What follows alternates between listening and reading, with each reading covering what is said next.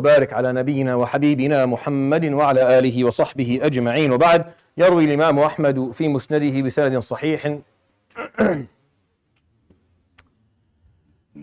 عن أبي سعيد الخدري رضي الله عنه قال: اعتكف رسول الله صلى الله عليه وآله وسلم في المسجد فسمع الناس يجهرون بالقرآن فكشف الستر وهو في قبة له ثم قال.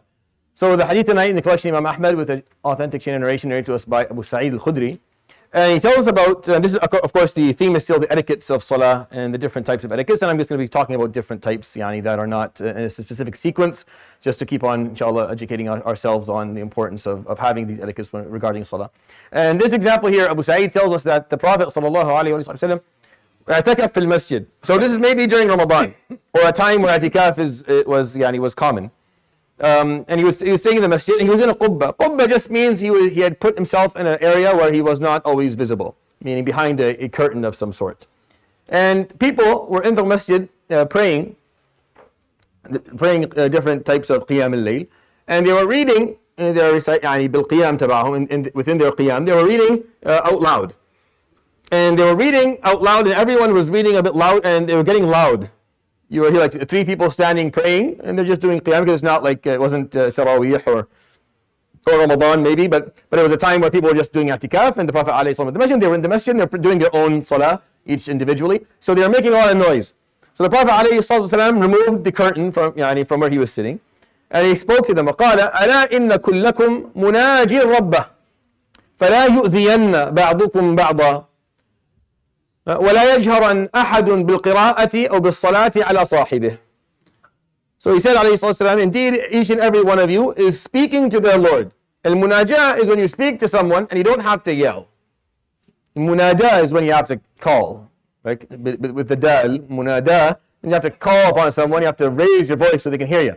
Al-munajah is when you don't have to call because they are close to you, they're listening, right? It's just a change of a letter, and this is the beauty of Arabic language, is that sometimes same concept. Sometimes you want to make a little bit of a change. If you want to just change a certain detail about it, so you want to change one detail, you change one letter. So you find this a lot in the Arabic language, by the way. So munajah is where you're talking to someone that you don't have to raise your voice. So he's saying, alayhi salatu wasalam, indeed all of you are speaking to their Lord, and he's not far, so you don't need to yell. فَلَا يُؤْذِيَنَّ بَعْضُكُمْ بَعْضًا. So none of you should be harming other people. You shouldn't be harming each other in your qira'ah. And do not try to raise your voice above the person who is reciting, and then the other person tries to raise their voice above the person who's reciting, and it turns into a contest of screaming, and then it doesn't sound nice anymore, and it's disrespectful. So from this, the scholars took the following etiquettes of Salah.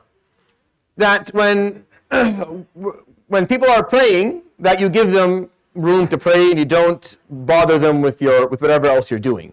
Right? We take that etiquette from that. So people are praying, we don't bother them. Now, I have to point out some etiquettes here.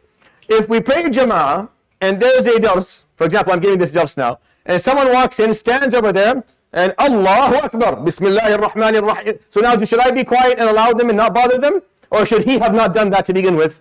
He should not have done that to begin with. So performing a second Jama'ah in a masjid is an issue of difference of opinion among scholars. Imam Malik is completely against it, you're not allowed to. For Malikiya, you're not allowed to do a second Jama'ah in the masjid. So we're much more open to that. So if you do a second Jama'ah in the masjid, you have to ask permission, for at least. And you have to make sure you're doing it in a space where you're not bothering other people. So if you're coming doing a second Jama'ah, and then after that you're like, why is everyone making noise? No, that's on you. You didn't make it for Salah, so this is your problem. Not the problem of the people who are doing Quran or the people who are doing something else.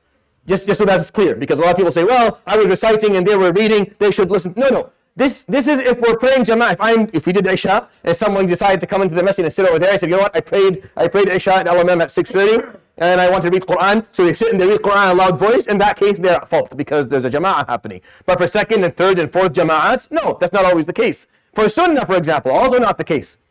Also not the case if you're praying Sunnah at a time where there's a dars happening, or there's a scheduled session going, or kids are doing something different. So when it comes to knowing, so these etiquettes are determined based on what is scheduled to happen in a masjid.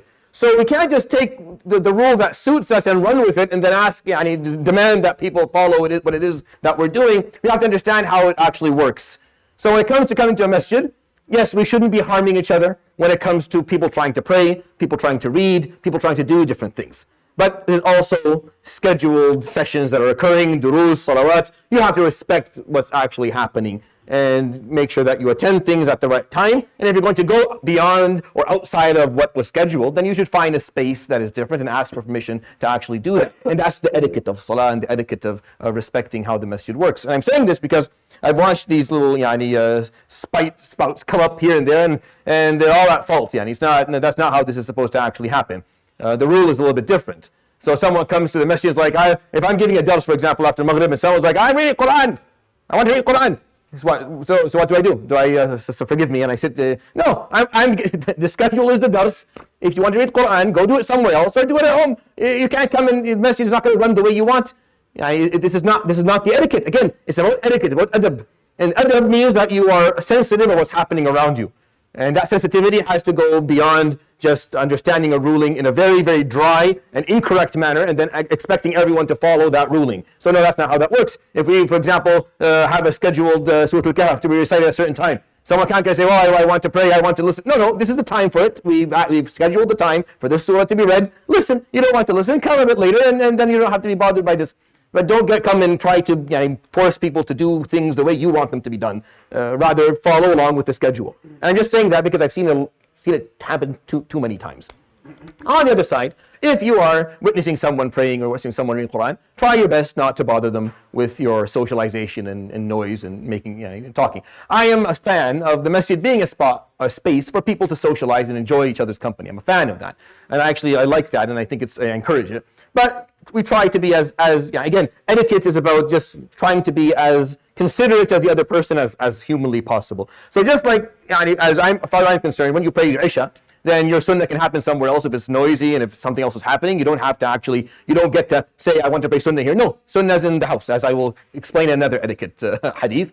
But if you're standing there and people are praying sunnah, then another etiquette is that you don't have to have the conversation at your full volume so that they can at least enjoy their salah.